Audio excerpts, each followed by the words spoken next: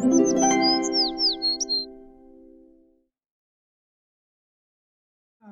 are you? I'm good. Surviving. Yeah, thank you for being on the Triple FFF INC Right. podcast. You got Diavion White in the building. Diavion is amazing. Listen, from the day I met you, I just want to get this on my screen. From the day I met you, you've been nothing but amazing.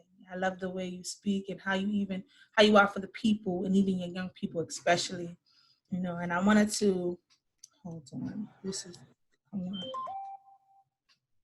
want to get this off my screen because I want to see you. There we go. All right, there we go.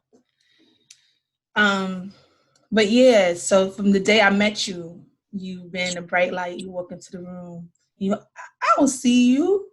You walk into the room and you always had an encouraging word. Yeah.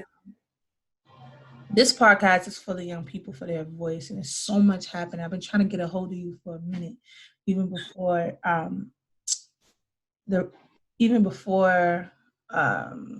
what this Floyd thing happened. I wanted to get your insight on, how you're coping with COVID and, having to readjust and transition into this new world that we're in.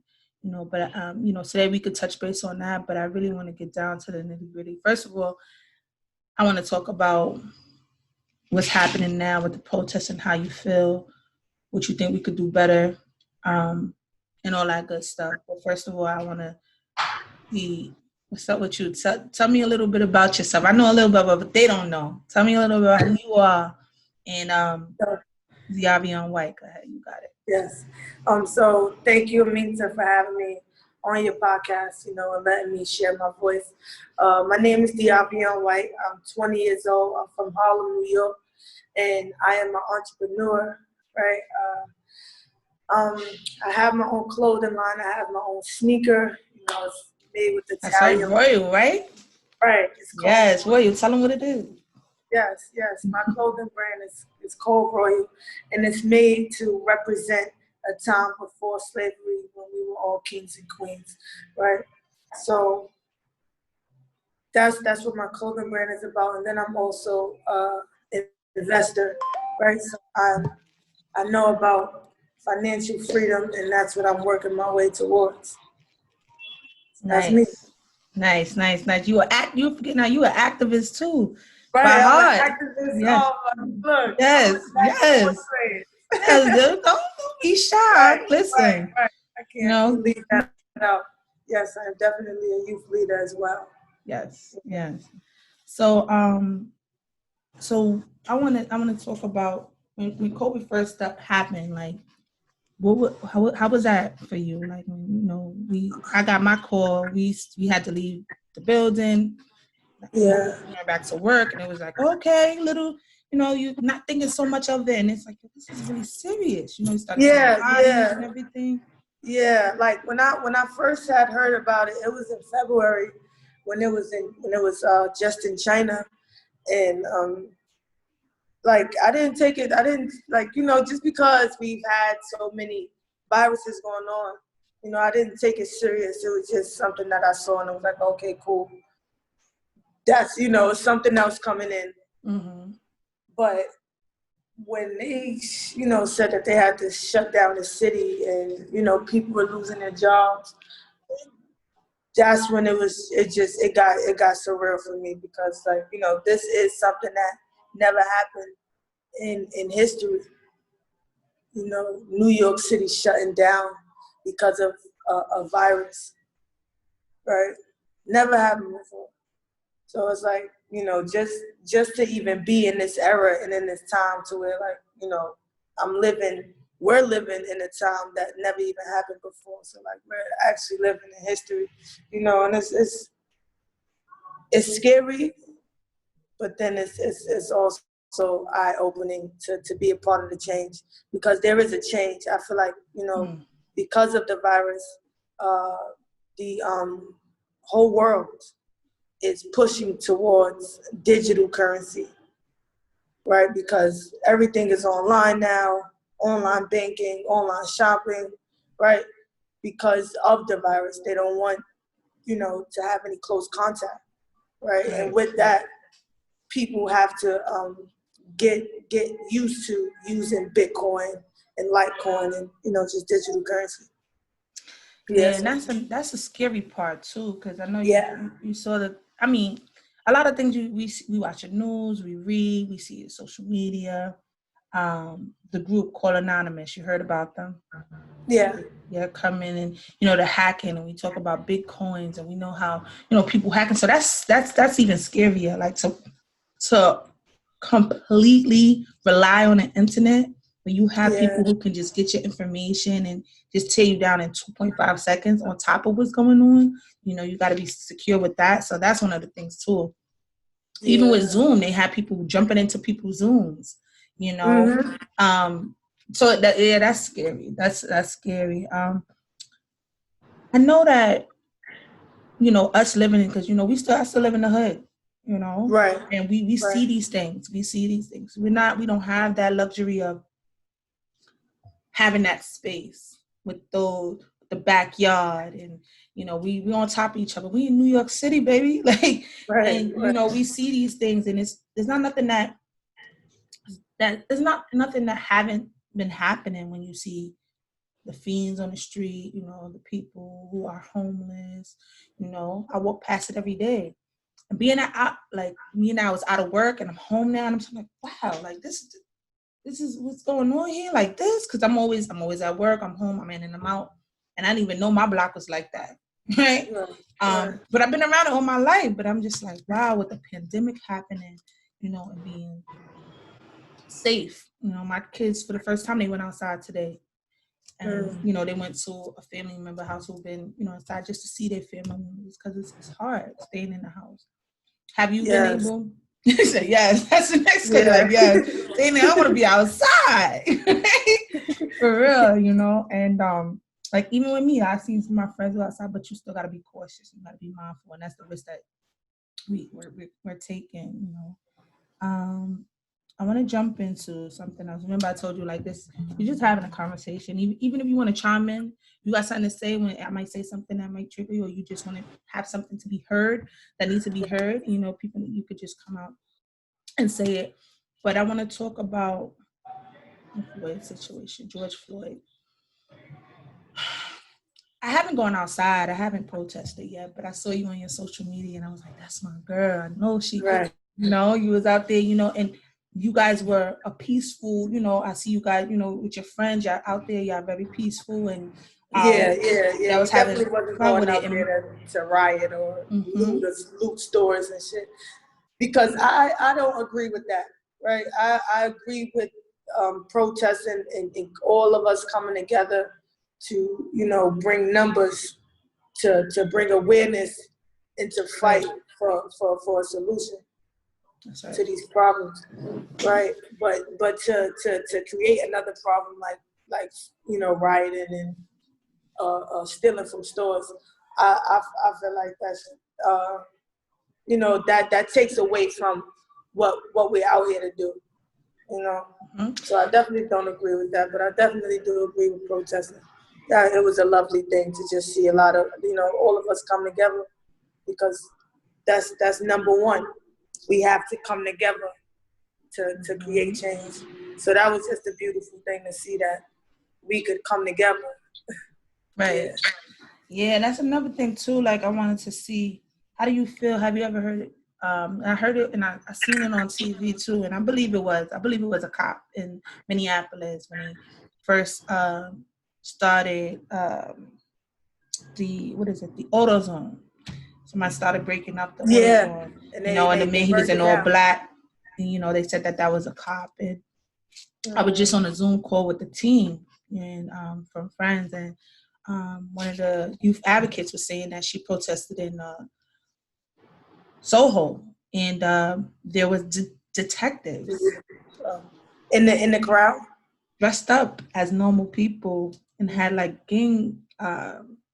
they had like red flags on, like they were just trying to, be in the crowd, and they could just be there just to see, but that didn't sit well with me when she told me that, because Yeah. you could be looting, you could be, adding to the problem, Right. And and then actually, blaming it on us right. And getting people riled up to do it, and to then, do it, so you can right. force your and I believe that's happening. Like, we don't know for sure because they hiding or whatever, but I mean, I believe it's happening.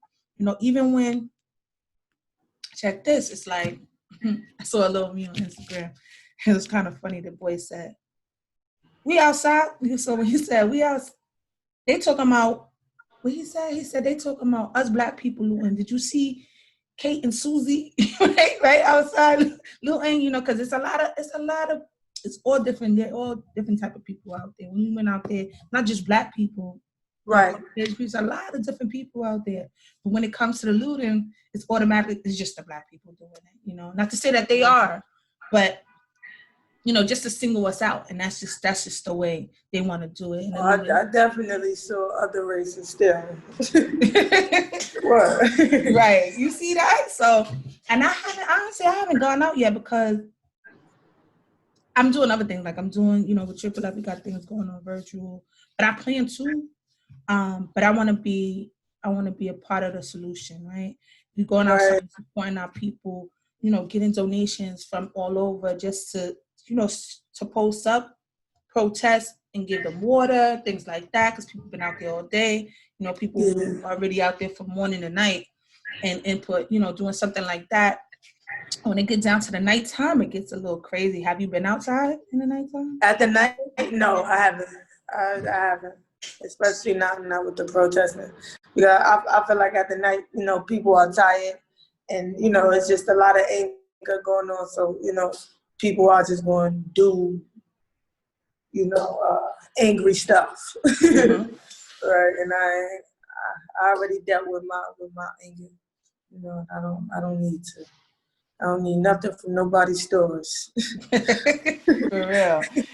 For real, because once they catch you, that's it. And now Yeah, it's not a good time to be in there at all. right. Never is a good time to be in there, but now, Right especially, now, you got COVID, you got this, it's too much. Can you just tell me tell me about how you think the future going to be? Something that we can do as young people as a whole, now, because it's not just the young people, it's everybody. right. And different races also, for the black people, we're number one with this, because like I was just talking to somebody the other day. I said, the difference, just now on my Zoom again, I'm gonna go into this. I'm gonna ask you what I want to ask you. But on the Zoom again, one of the advocates is Caucasian. He said, I've been growing up with people. He said, I'm now realizing the people that I went to school with, elementary, that I grew up with, they have no empathy, and they're not understanding to what's happening. Like, they do not understand. And him to work with the people that, he served at, our friends and stuff, and, going into Rikers and to seeing it differently and being there firsthand and being an advocate, and then having these friends that don't understand. It was good for me to hear him say, like, I had to educate them. But then it's also difficult. Like, we know the people are out there, but the difference between, he can't say the difference, but I could say the difference. I would say to that person, like, listen, you can go outside and you can say, fuck you to the police and you're an asshole, and walk away. Let me try it. And I'm going to walk away, and they're still not going to allow me to walk away. They're going to find a reason or just hit me in my back or something, just because. That's different, right? And it's that simple for people who don't understand to understand. Like, what are something that you would say to somebody who really not understanding or having empathy for us in this difficult time, and just looking at us as if, this is something that we just want to do and we're just angry for no reason? What is something that you would say? To them or to us? Reacting or responding to it? To them, to the people that don't understand, don't have empathy Right. against us, who don't, like, I don't understand. That was so many years ago. I don't understand. Like, it's just blah, blah, blah. Just, you shouldn't be committing a crime, or, just having that attitude about it. Yeah. What I would have to say about that, if you was to ever, encounter that person in your life, you need to know your own history, right? Because they might know more than you. They might could tell you something about what happened, and they feel that their interpretation is we take it dramatically. But if you know exactly what they're talking about, you can spit facts as well, and understand that this is your history. So no matter if they could read all the books that they want to read, but I feel this. That's my ancestors' blood, right? So, so I would have to say, for them, don't be so ignorant, right? Don't be ignorant, because your history is freedom, right? You have the freedom to say what you want to say with no hesitation, with no limitations, with no barriers. But me and my family wasn't raised like that. We wasn't welcomed into this society like that. So you have to not be ignorant and understand. At least try to understand and place yourself in our shoes. Right. To actually be scared to go outside, to actually be scared to dial 911. That it's sad. And then to have someone, who has the luxury to call 911 and curse at them and go outside and feel safe with them, to say that, where we being dramatic, or, we need to stop over exaggerating, stop being so ruthless. To say that is so disrespectful and so hurtful, because you don't understand the pain that we go through, right? And then for our people that never even been through it, right? They just see it on TV. They never really experienced police brutality. It's another thing, yeah. Right. Never know. Go ahead. Right? They become ignorant as well. They say walk away. Why be there? Literally, I was in danger in my own home. I called police, and they took me because they felt that I was the one being violent. All right. This is what we dealing with, and just because you haven't dealt with it yet, you can't just bash someone's life, right?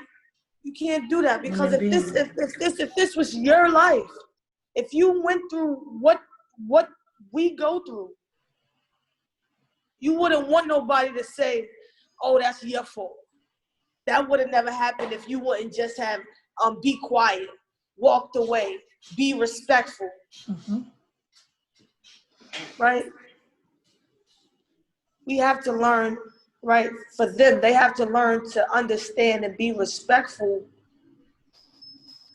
for the experiences that other people go through, because these are traumatizing experiences. You could deal with this as a teenager. You could have had that experience as a teenager, but as a middle-aged person, you're still traumatized from this situation. And then to have that person who's being ignorant towards your experience, it makes you even more traumatized, and then it makes you not even want to speak on your experiences, to where now you're bottling it up, and you're just hurting yourself. You're repeatedly hurting yourself, because you're letting these ignorant people actually get into your mind.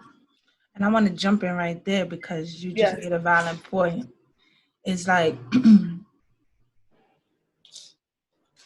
we have riots happen before, this happened before, we stand up before, but never like this. Right. And through the times with COVID happening and people are being home, it's a time they're already frustrated about people passing away in this disease. We know, okay, it came from China, but it could have came from somewhere else. They say they played it, whatever the case may be. Right. And we got to watch something like that on the internet like that. So yeah, it's a time of release. So that's why it's like, so when you say what you said. You said like having that time period. Do people having this time to release right now with COVID-19? And it happening the way it's happening. Yeah. And you looking at me telling me, I don't even know. I don't even have the words to say what I want to say, because it's like you haven't gotten it by now, you know? So, I want to thank you so much. Like, Diamond, in my heart, like, I really, really mess with you. Like, Yes. you're very powerful, powerful woman. I know you have a bright future ahead of you. Thank you. Being an activist, entrepreneur, all in one at 20 years old. I want to say if you had the opportunity, I know you did the program with the justice ambassadors, and you sat down with Yes. the elected officials, and y'all created the policies, and y'all worked with them, Yes. right? If you had a chance to sit down with an elected official at this time right now in this moment, what are one of the things that you think would be impactful to help you for change? Or a policy that's happening, whatever, like something that you think that would be impactful? Because, like you said I earlier, would have to say police training. I don't understand how is it like, because there's already a system in place to where if a police officer has, a certain number of stars under his belt, right, years under his belt, and he does something bad, he goes on trial, he doesn't get a harsh punishment because of the simple fact he's been a decorated officer, right? But this system trained that decorated officer, and he still went, right, and killed somebody, raped somebody. He still did it, right? So they need to like vet these police officers more thoroughly, and that's a also good one. train them, and then also train them to not be biased, right? And that goes all the way down to the operating system, right? Like that Because they're core. also biased within the phone calls that come on. They'll judge the situation based on how you saying it to them with your voice, right? If it's immediate situation, not really serious situation, or an emergency. That's I'm what the calling you, it's an operator. emergency, right? Right. If I'm calling you, it's an emergency. But no, the operators decide whether if it's a serious, if it's some semi serious, or if it's really an emergency. Right. This is what the operating system is for. And I personally done had times where the operators hung up because they ask unnecessary questions. I feel like if I'm in danger and I'm telling you I'm in danger, why are you asking me, questions that just doesn't, like we friends. Like, this is not a friend conversation. This is serious. Like, this is my life right here. I'm calling you to help me, So just I would have to say bias. They need to train all officers to not be biased, because that's the way federal officers are. They're not biased. And it's sad that you have to get all the way up to, FBI to, learn the actual, actual facts with psychology, and not being biased, and, having to switch in different communities, just having respect. Like, they come and they walk around our communities and they don't even say nothing. They look at you like we have, like we have a problem. Like, smile at me, say hello, how you doing? Good morning, right? Relationships, build that Make me relationship. feel safe. Make me feel like I could come and talk to you if I'm in danger. right? Because right now it just look like you just here to find something bad, and not really help, you know.